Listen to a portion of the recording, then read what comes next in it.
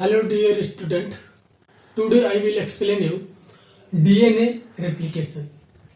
This is the first chapter of molecular biology, DNA replication. Today I discuss about in this topic different type of DNA replication, how the semi-conservative replication different from conservative mode of replication, why DNA is the semi-discontinuous in nature. I will give the details accounts of origin of replication in case of eubacteria as well as eukaryotic organism.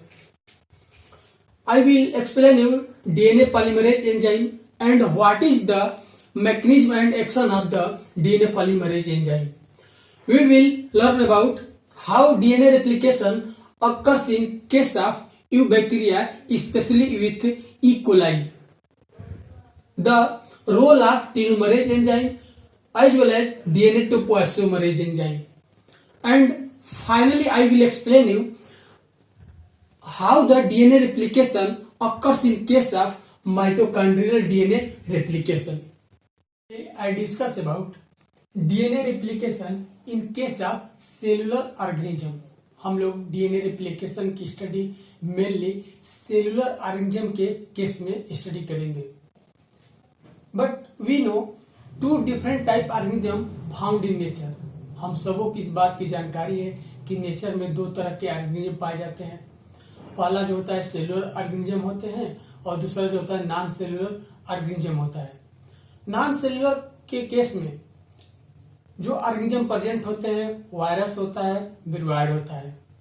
Virus विरोइड को हम लोग further classified करते हैं उसके genetic material के basis पर, जो DNA virus होता है, आरएनए वायरस होता है. बट हम लोगों को जो डीएनए रिप्लिकेशन की स्टडी करनी है नॉन सेलुलर के केस में स्टडी नहीं करना है. हम लोगों को डीएनए रिप्लिकेशन की स्टडी जो करनी है सेलुलर ऑर्गेनिज्म के केस में करना है. सेलुलर ऑर्गेनिज्म के केस में डीएनए रेप्लिकेशन को स्टडी करना है. सेलुलर ऑर्गेनिज्म को ब्रॉडली टू कैटेगरी में डिवाइड करते हैं. फर्स्ट कैटेगरी जो होती है प्रोकैरियोट्स का होता है,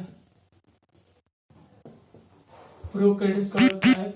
जो सेकंड कैटेगरी होती है यूकैरियोट्स का होता है, यूकैरियोट्स का होता है. सेलुलर ऑर्गेनिज्म का एक कॉमन और यूनिवर्सल फीचर्स होता है कि सेलुलर ऑर्गेनिज्म में जो जेनेटिक मटेरियल प्रेजेंट होता है ऑलवेज डीएनए ही होता है और डीएनए का नेचर डबल स्टैंडर्ड होता है. डीएनए का नेचर कैसा होता है सेलुलर ऑर्गेनिज्म में डबल स्टैंडर्ड होता है और जेनेटिक मटेरियल जो होता है ऑलवेज डीएनए ही होता है. और इस सेलुलर ऑर्गेनिज्म को ब्रॉडली टू कैटेगरी में डिवाइड करते हैं प्रोकैरियोटिक ऑर्गेनिज्म और eukaryotic organism. In case of prokaryotic organism genetic material present in two different type. Prokaryotic के केस में जो जेनेटिक मटेरियल होता है टू डिफरेंट टाइप का होता है. पहला जो होता है क्रोमोसोमल डीएनए,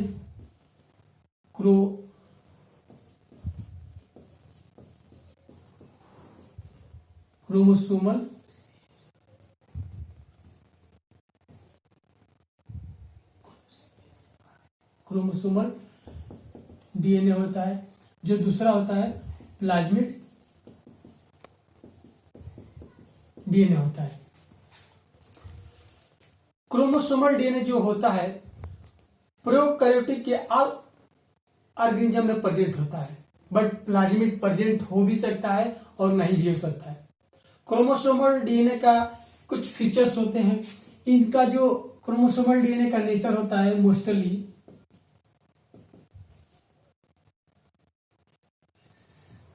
सर्कुलर होता है, मोस्टली सर्कुलर होता है.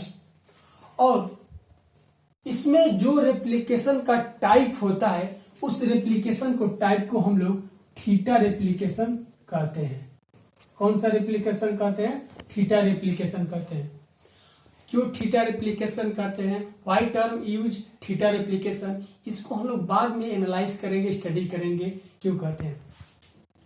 प्लाज्मिड डीएनए जो होता है बैक्टीरिया प्रोकैरियोटिक ऑर्गेनिज्म केस में प्रेजेंट हो भी सकता है, नहीं भी हो सकता है। इसका भी नेचर जो होता है मोस्टली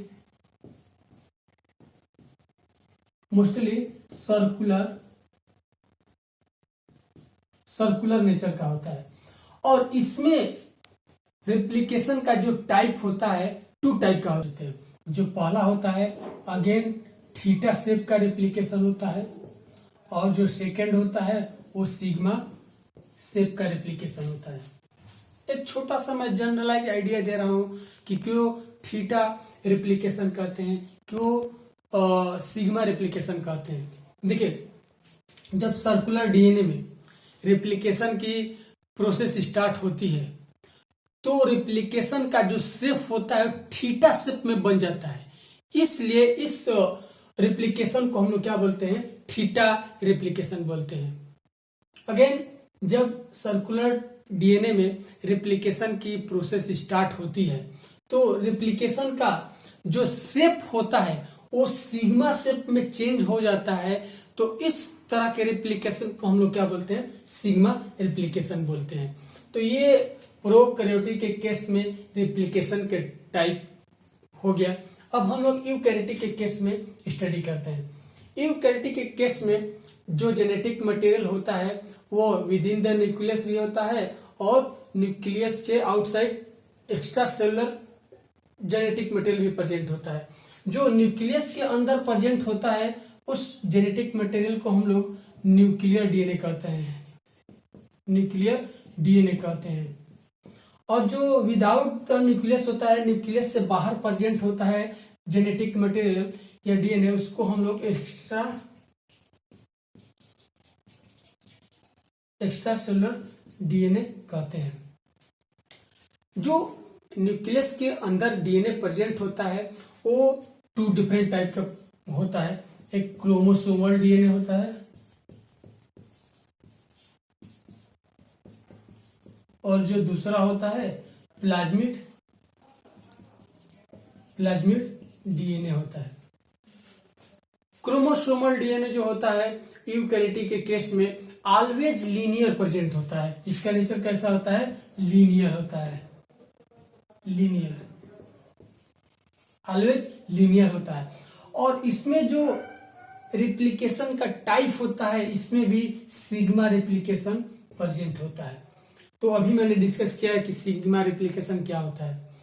और प्लाज्मिड डीएनए प्रेजेंट जो होता है ये इसका मोस्टली नेचर जो होता है प्लाज्मिड डीएनए का सर्कुलर ही होता है। फ्यू केसेस यूकैरियोट्स के ऑर्गेनिज्म में प्लाज्मिड डीएनए प्रेजेंट होता है। अब हम लोग एक्स्ट्रा सेलुलर डीएनए के केस में स्टडी करेंगे। एक्स्ट्रा सेलुलर जो डीएनए होता है माइटोकॉन्ड्रिया में प्रेजेंट होता है, एज वेल एज क्लोरोप्लास्ट में प्रेजेंट होता है।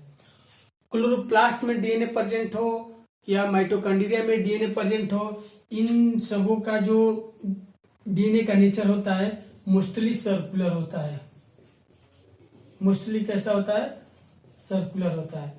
और इसमें जो रेप्लिकेशन का टाइप पाया जाता है उस रेप्लिकेशन को हम लोग क्या बोलते हैं, डी रेप्लिकेशन कहते हैं या डिस्प्लेसमेंट रेप्लिकेशन कहते हैं। तो ये एक रेप्लिकेशन का टाइप को हम लोग स्टडी किए कि किस तरह का रेप्लिकेशन होता है।